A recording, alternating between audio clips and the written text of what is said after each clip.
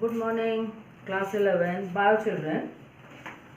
Now today I will start the new chapter, that is the transport in plants, and I will continue today, that is about the transpiration. Children, all of you know about the transpiration from I think 7th, 8th. So transpiration is the removal of water, excess water, in the form of water vapor through the aerial parts of the plant. Yes children, one thing you have to, I want to suggest you that aerial part, just suppose in banyan tree, they have a prop root, but root is not the green part, yet it is an aerial part in banyan tree, Ficus religiosa, but this is not the green part, so there will be no occurrence of transpiration. Maybe they can occur, or transpiration can occur in them, lenticular transpiration, but it is very less. So aerial parts, you have to consider that those parts are green. When they will remove water in the form of water vapor, this process is called as transpiration. Now, types of transpiration, as you know, if it occurs through stomata, then it will be called as stomatal transpiration. If it is occurred through the lenticule, then it will be the lenticular transpiration, and if it occurs through the cuticle of the leaves, or suppose sometimes on the stem also, then it is known as cuticular transpiration. So stomatal transpiration occurs in each and every plant. Most of them are dicot. They have 90% transpiration occur through the stomata. Then lenticular transpiration, it is only 1 or 2%, or 1 to 2% maximum. Depends on the presence of lenticule on it. That means it takes place in shrub and trees. Those who have little bit woody stem in shrub, and trees have woody trunk and branches. That is 1 to 2%. And then third one, cuticular transpiration, remaining water, they remove it through their cuticles. Okay. Now, these two are the figures of the guard cell. It is in the dicot and it is the monocot plant. So children, you can understand here, these are the bean shaped guard cell. I have not drawn properly, that is chlorophyll and each and everything. So these are the bean shaped guard cells, these are the subsidiary cells, and guard cell also have chlorophyll or chloroplast. Then from the subsidiary cell, when they will collect or intake amount of water, they become turgid, and due to that turgidity, they remains open their opening, that is stoma. This is the structure of monocot. Here you can see the guard cell cells are dumbbell shaped. So children, you know the monocot trees, that means either it is for example, you can take that bamboo leaves, grass leaves, wheat, rice, whatever. So they have they are the monocot plants, and they have this type of stomata, or their structure of stomata is like that. Simply not other things are different, simply the different shapes of guard cell. This is dumbbell shaped. They also have subsidiary cell. When they collect water from their subsidiary cell, then they can absorb more water, and after absorption of more water, due to the turgidity, they can open their stomata. So children, this is the structure of dicot and monocot stomata. Not more than this, other things you properly you can discuss, you can write. Now children, I want to explain about the potassium ion concentration theory. In class 10 children, you studied about potassium ion concentration theory and sugar concentration theory. So children, in your reduced syllabus there is no sugar concentration theory, but I want to tell you,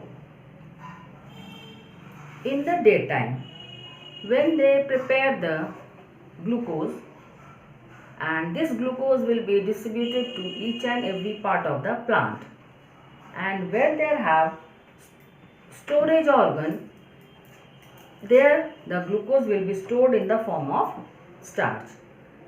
Now there is starch to sugar or sugar to starch, that is interconversion theory. Now children, you can understand about the interconversion theory. That means they can be changed into each other according to their time, according to their requirement. So when it is starch, you can take one example in human body, that we have the stored food, this is glycogen. When we need it in the form of glucose, then our body secretes glucagon, or glucagon, with the help of glucagon we can change our glycogen into glucose. This glucagon will be released from the pancreas, or you can say that is islet of Langerhans, from the alpha cell. Then we can change our glycogen into glucose, and this glucose will flow in our blood and we can respire. Same thing happened, children, in the plant also, where they have stored material, that is starch. And when this starch in the night time, especially because at that time there will be no photosynthesis, so at the night time they change it into sugar, and again they will help in their respiration. And in the daytime, wherever there is the formation of glucose or they are continuous in their process, then when this glucose reaches to their storage organ, they can store it in the form of starch. Now children, sugar concentration theory, it is not in your syllabus now. Nowadays it is potassium ion concentration theory. So children, according to potassium ion concentration theory, potassium ion, when in the night time, it remains or it accumulates in the guard cells, or if it is not there, then in the daytime also they accumulates in the guard cell, and in this way they can increases the osmotic potential, and which is negative, or negatively they increase the osmotic potential of the guard cell. Now during photosynthesis, or in the now in the time of respiration, in the Krebs cycle, during the light, then they will produce the malic acid. This malic acid, when reacts with the extra amount of potassium, it will form the potassium malate. Like in Krebs cycle, malic acid will be changes into malate, and this potassium ion will enter to the leaf and will form the potassium malate. And at that time, in need of potassium ion, they release from the malic acid that hydrogen ion becomes malate, and they release out the hydrogen ion to maintain the ionic balance. In this way, the potassium ion can be accumulated in the guard cell, and they can increase their turgidity, and due to that turgidity they can produce more pressure, and due to that pressure they can open the stomata. So now in this reduced syllabus, according to, you have only potassium ion concentration theory, and it is discovered, or you can say given by the Fujino and Imamura. So they gave the potassium ion concentration theory. Now children, very easily you can understand about the factors which can be, or which can not be, which can affect that process of transpiration, by which either it may be less or it may be more. So children, if it is atmospheric factor, then maybe it is wind. So wind will be high, then transpiration also will be high. If wind is low, then also transpiration will be low. That means directly proportional according to your physics. Then sunlight. Intensity of the sunlight, when it is more, then there will be more transpiration. And if it is less, or suppose the cloudy day, then there will be less transpiration. But it is getting the diffused sunlight, so they will continue their process, maybe less. Then temperature.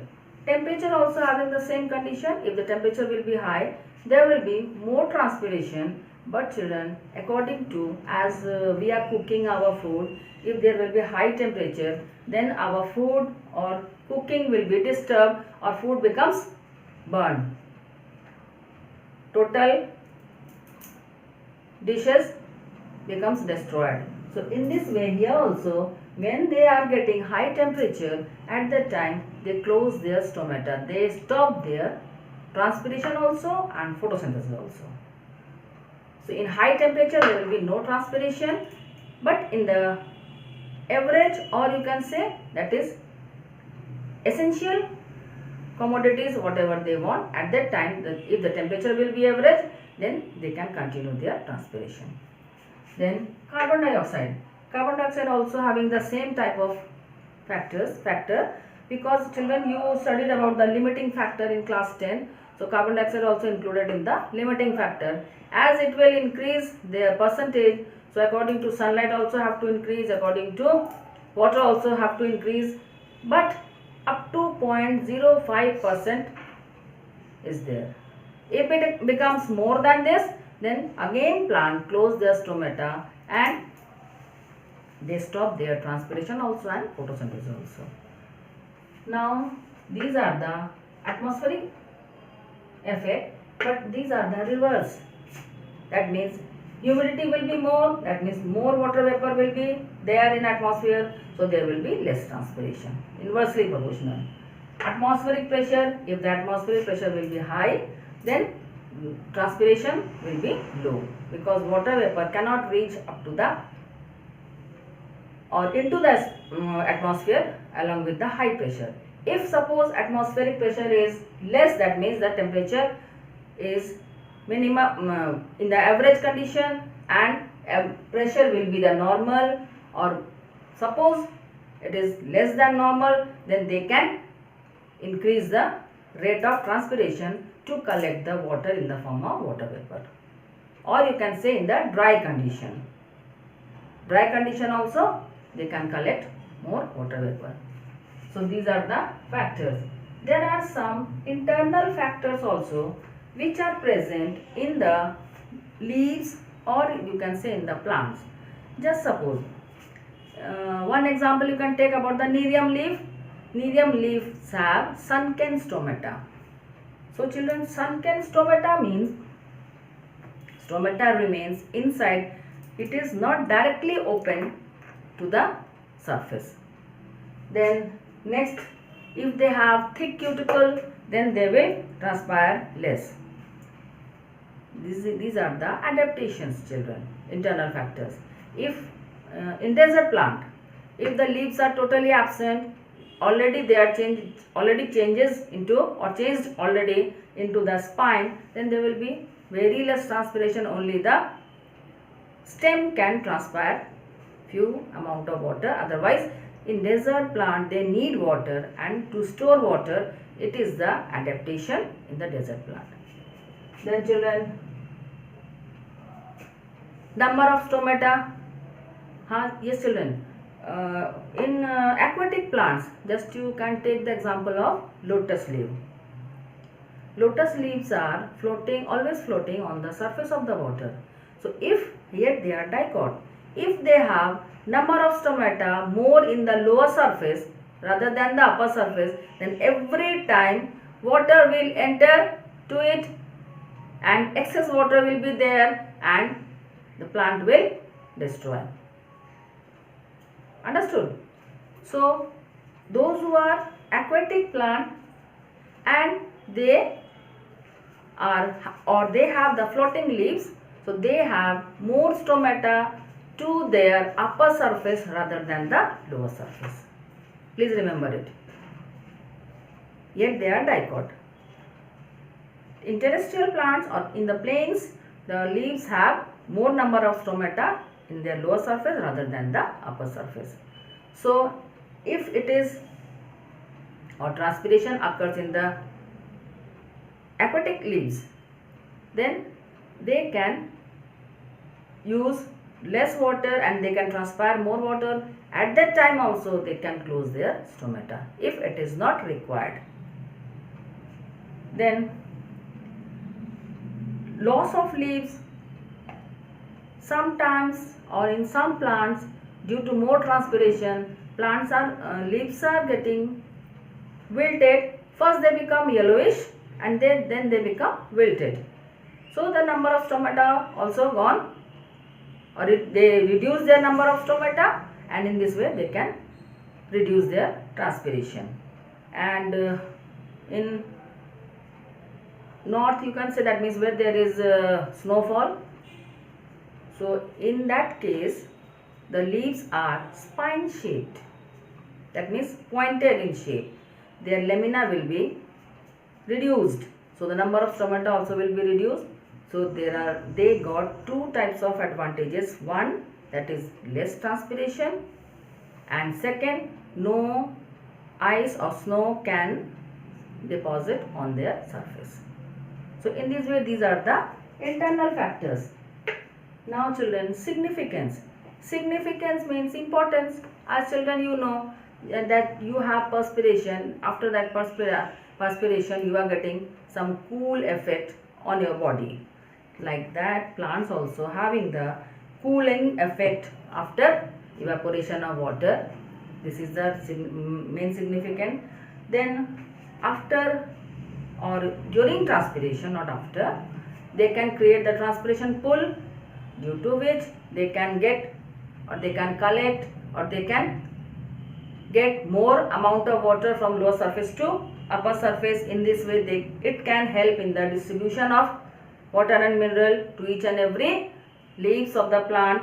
And then most of the time it is the very easy to say that during transpiration it will help in the removal of excess water. And another one, that is the suction force, that is transpiration pool. Due to that transpiration pool it can create the suction force, and due to the suction force water can reach up to the high level.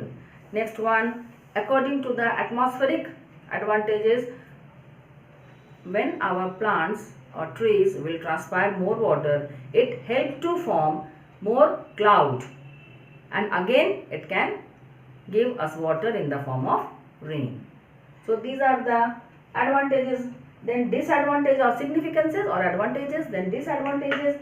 See, if there will be more transpiration, then there will be the chances of wilting, another chances of stunted growth, it is also there. And children, next one, as they have more transpiration, then they need more energy, and if they need more energy, they can use more ATP from the body. That's why the plant have stunted growth, or while using more energy they must be, or they may be wilted in very easy way. So these are the disadvantages of the transpiration. Now children, for measurement the rate of transpiration, if it is according to class 10, so you studied about the Genome spotometer. So this Genome spotometer also measure the rate of transpiration. And next one, in class 11 you have to study about the Darwin spotometer. Same thing, principle will be the same, but it is quite, structure is quite different. U-shaped capillary tube will be there. We also have to use that cut part of the branch along with the leaves, and same thing will happen. There also will be the water droplet or air bubble, you can say, which it indicates the area, and rate of transpiration will be observed with that air bubble. Now children, according to that transpiration, the transpiration pull, then yes children, here it is given the structure of water molecule, that is chemical structure of water molecule. See children, H2O is the formula of water. So oxygen in between, it is having delta negative charge, and there are two hydrogen, they have small, means little bit delta positive charge. Again the next molecule, O is here, oxygen, delta hydrogen, the hydrogen have delta positive charge, again hydrogen have delta positive charge, oxygen have again delta negative charge. So this delta negative charge and delta positive charge attracts each other, and they form the hydrogen bond. Due to this hydrogen bond, the force of cohesion, or you can say that is a tension, or it can create some tension, and it can create, while producing tension, it can draw one molecule with the another molecule with each other, and there will be the total stream of water molecule from lower surface to upper surface. Then this is the main reason to produce the force of cohesion, or to produce the tension, and water can make a total, water molecule can make a proper stream, proper way from lower surface to upper surface. Okay children, for today it is over. Thank you. God bless you.